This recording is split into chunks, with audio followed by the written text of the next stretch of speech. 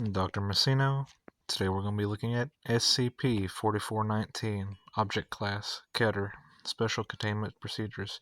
Due to the expansive range of circumstances in which SCP-4419 manifestations occur, containment efforts are to be focused on information control and post-manifestation cleanup rather than physical imprisonment. Any witnesses to an SCP-4419 manifestation are to be dosed with Class B or Class A amnestic, as appropriate for the level of exposure. In cases where it is possible to restore the bodies of SCP-4419's victims to roughly standard human configurations, a cover story is to be established to explain any remaining damage as a result of their original injuries. In cases where this is not feasible, victims of SCP-4419 are to be brought into custody and, if possible, euthanized. A cover story is then to be established regarding the death of the victim due to their original injuries or conditions.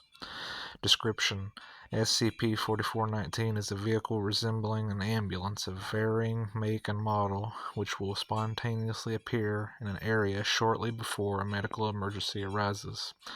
The means by which SCP-4419 predicts these situations are currently unknown. Although the appearance of SCP-4419 differs from manifestation to manifestation, it will always resemble an ambulance appropriate for the local culture.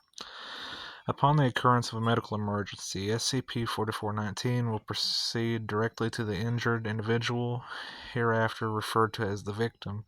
Two individuals of varying physical appearances in paramedic uniforms will be exit from the back of SCP-4419, secure the victim, and bring them back with them into SCP-4419.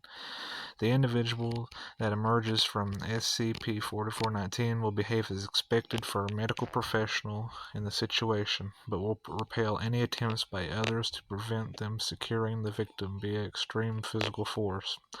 Once the victim has been secured within 4419, it will leave the area at extreme speeds, disappearing the moment it is outside of observation.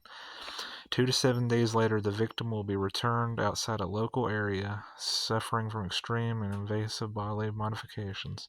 Although the majority of these alterations would logistically result in the death of the victim, death will not occur in these cases unless the modifications are tampered with or otherwise undone.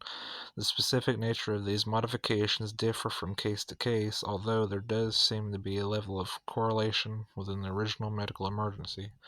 See Encounter Log 4419-1.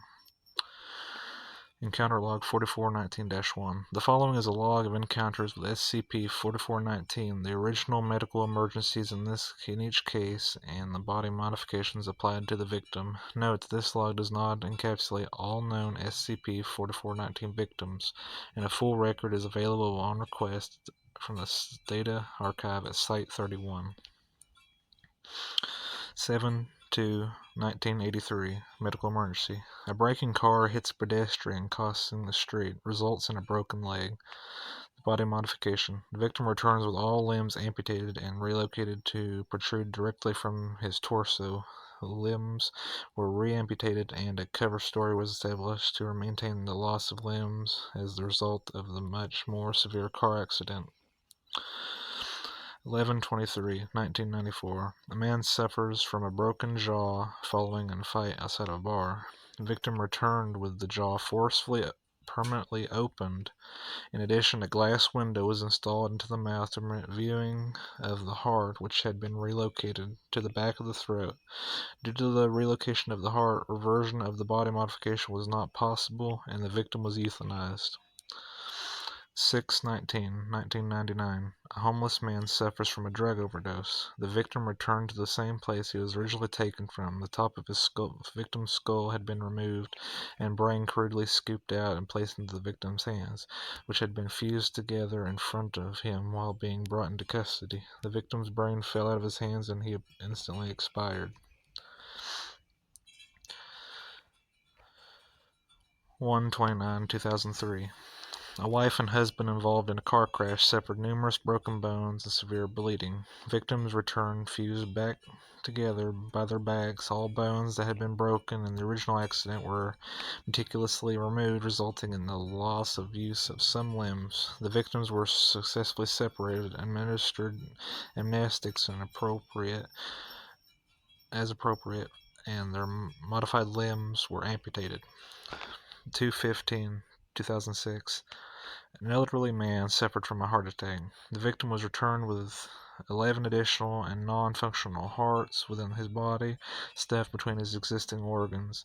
Expiration occurred when surgeons attempted to remove these additional hearts before agents could arrive on the scene. Surgeons and medical staff who had treated the victim were administered anesthetics, and the body confiscated. 9/19/2008. A fire at a bar resulted in 19 people suffering from severe burns. An additional 7 people suffered from skull fractures and broken bones when they attempted to confront the individuals who emerged from SCP-4419 and are also taken as victims, and it is believed injuries were exacerbated and new injuries caused by attempted to force 26 people into the limited space within SCP-4419. Victims were returned to the local community center as a single watery mass which twitches and shivers when physical contact is applied. As no method of euthanizing the victims could be found, they were currently stored in a liquid tank at Site 31. 11/24/2014. A U.S. military private is shot while on patrol in Afghanistan. Due to the suspicious nature of SCP-4419's arrival and the forceful securing of the private, other soldiers on the patrol fire upon SCP-4419 as it leaves. Witnesses report seeing as a vicious black fluid leaking from the bullet holes in SCP-4419's surface. Victim is found broken down into a thin paste and spread over the walls of the barracks the next day.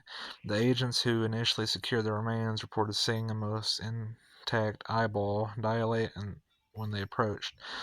Although what has been brought into storage is referred to for convenience sake as remains, it is currently not known whether or not the victim has expired. Footnote. Note that at no point was the victim's brain actually connected to his nervous system. This is Dr. Macino. Hope you all enjoyed. Thanks for watching, and I apologize for the gap in videos. I am now back into SCP.